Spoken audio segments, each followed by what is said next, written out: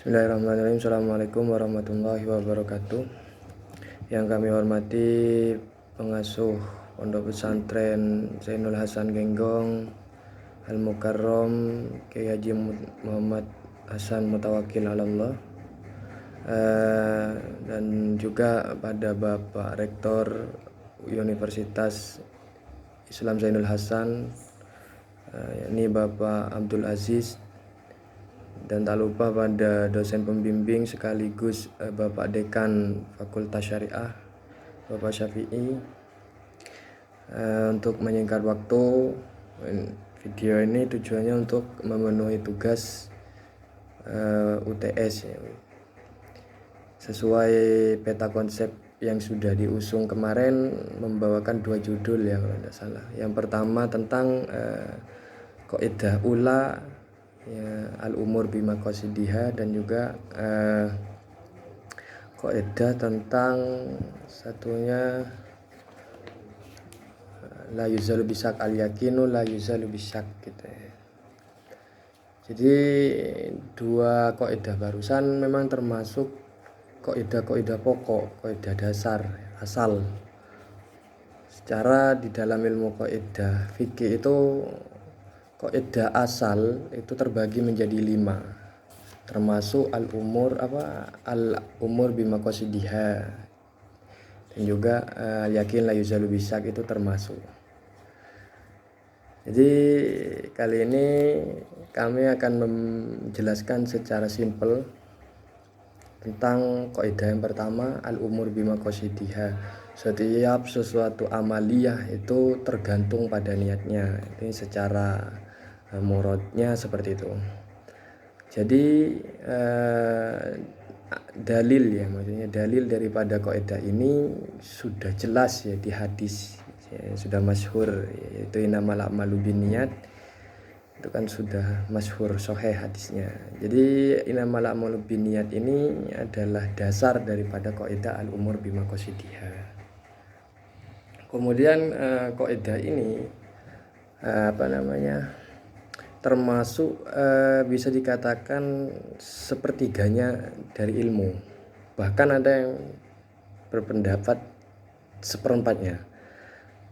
Sesuai pendapat Imam Syafi'i, beliau memasukkan atau yang termasuk dalam kaidah ula ini sangat banyak sekali fasal-fasal yang terkandung di dalamnya.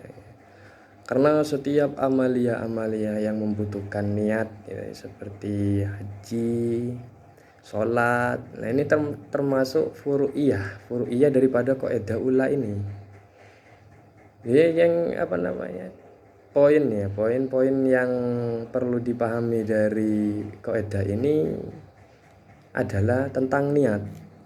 Niat itu kan menjadi syarat daripada keabsahan suatu ibadah gitu.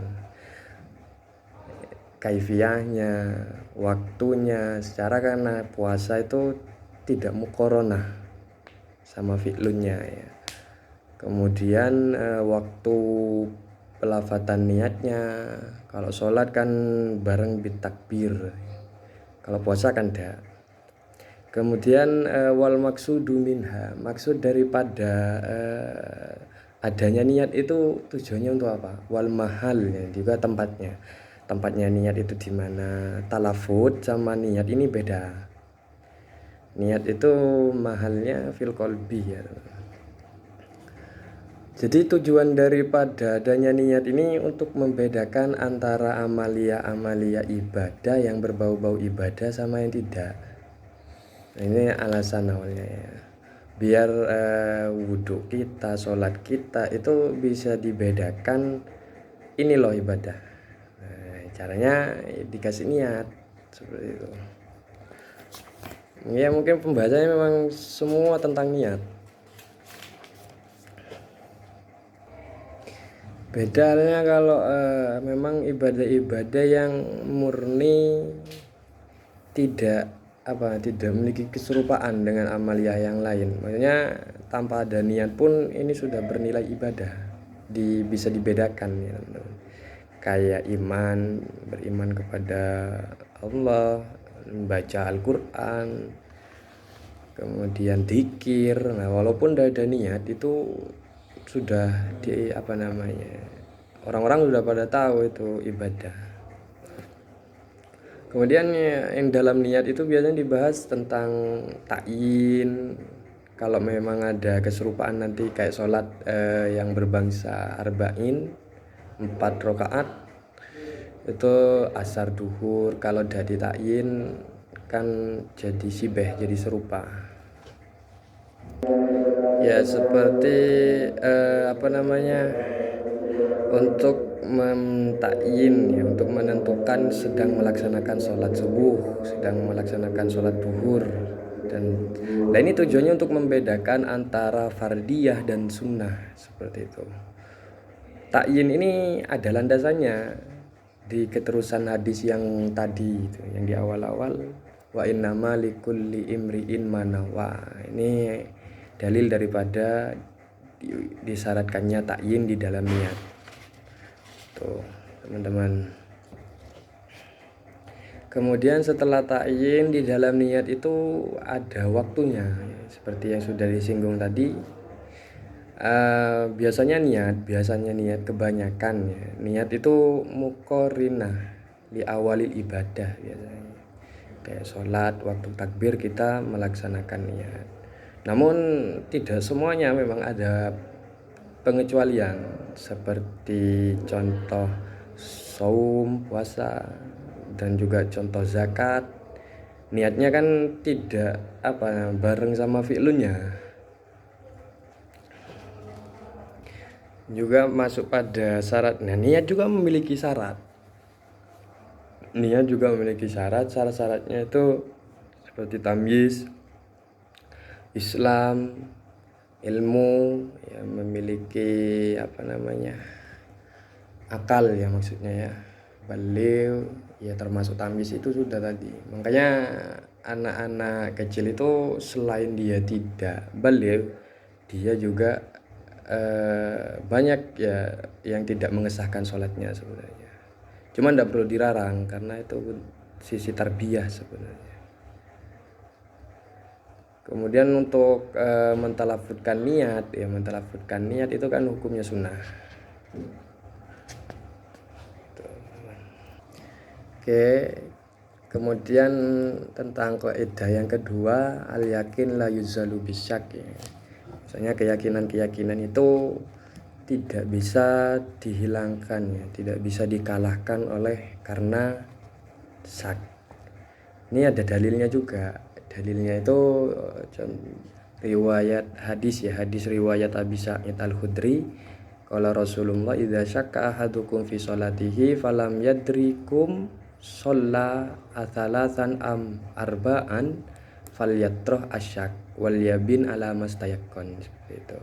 Jadi dulu itu ada sabda Rasulullah ya, ada hadis Rasulullah, seandainya ada yang syak, kita sudah dapat 3 rakaat atau 4 rakaat, buang pikiran-pikiran yang anggap sudah negatif gitu kan. Pikiran-pikiran itu sudah jangan hiraukan, ambil yang kamu yakini berapa, seperti itu. Yang termasuk banyak konsep-konsep furu'iyah yang masuk pada kaidah usul barusan. Contohnya kayak baqa'u makana ala makana. Ini kan suatu konsep fikhiyah sebenarnya. Furu'iyahnya barusan al yakin la yuzal bisyak. Seperti apa ya contohnya ya? Ini ya mungkin ya, seperti 2 perdebatan antara suami istri, si istri menuntut ya, bahasanya seperti ini, salim tu nafsi ilaika min waktin kada. Jadi pada saat itu saya sudah menyerahkan sepenuhnya pada kamu, maksudnya sudah nikah gitu. Wa angkaro fal qaulu, kemudian si suami ingkar, lah kapan yang nikah kan gitu ya.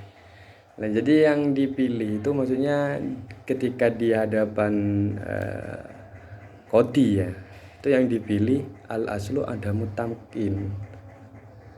Jadi pendapatnya si suami ya. Ini biasanya istri suka ngada-ngada, ngaku-ngaku. Banyak sebenarnya furu'iyah yang masuk pada kaidah ini seperti aslul a'imah itu baru atid dimah, bebas-bebas tanggungan gitu. Nah, dari kaidah ini banyak praktek-praktek yang sering kita temukan, bahkan kita alami. Contohnya kita syak ya, ragu apakah kita melakukan kunut atau tidak, rakaat kita itu 3 atau 4. Ini kan sering kita alami ya. Ya, kaidahnya ini sudah ambil sudah yang seyakin-yakinnya. Cuman rumusnya itu ini bimbang nih, 3 atau sudah dapat 4, sudah ambil yang kolil saja, tidak usah nambah. Oh kayaknya masih 3 ini ya, tapi kok saya ragu, jangan ambil 4. Itu ya kaidahnya. Mungkin itu saja yang bisa kami sampaikan, kurang lebihnya mohon maaf. Billahi taufiq wal hidayah. Wassalamualaikum warahmatullahi wabarakatuh.